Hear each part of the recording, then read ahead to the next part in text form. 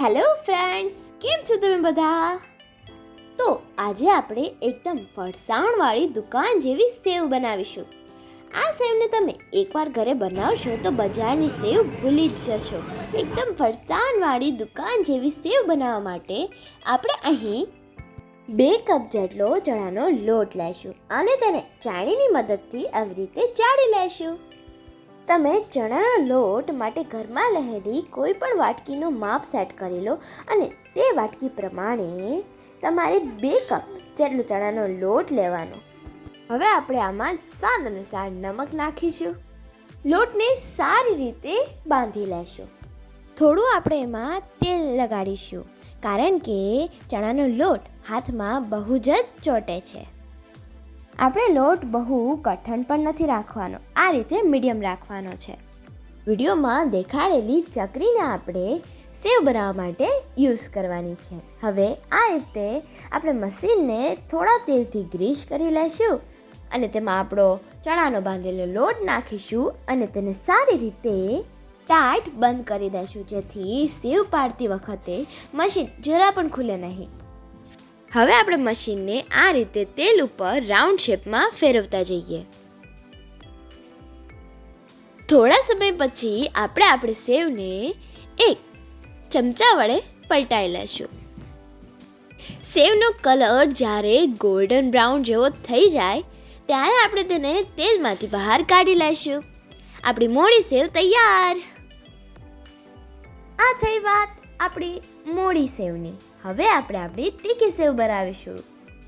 તીખી સેવ બનાવવા માટે પણ આપણે 2 કપ ચણાનો લોટ લેશું અને સારી રીતે ચાળી લેશું. પછી તેમાં 1 ચમચી મરચું પાવડર નાખીશું અને 1 ચમચી નમક નાખીશું અને તેને સારી રીતે બાંધી લેશું. હવે આપણે થોડું તેલ લગાડીશું અને તેને સારી રીતે બાંધી લેશું. યાદ છે ને, આપણને લોટ મીડિયમ બાંધવાનો છે.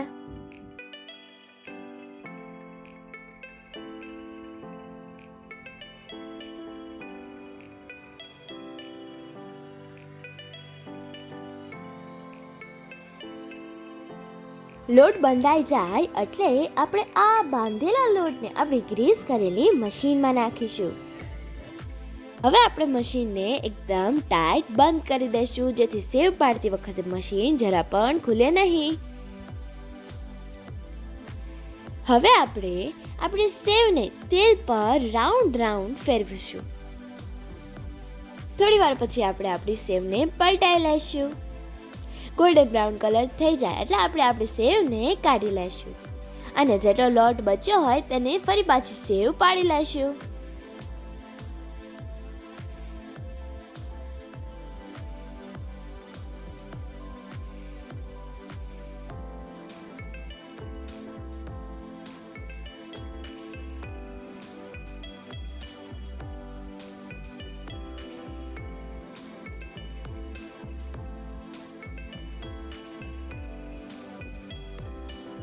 હવે મસ્ત ક્રિસ્પી ફરસાણની દુકાન જેવી સેવ જોઈને ખાવાનું મન તો થતું જ હશે ને.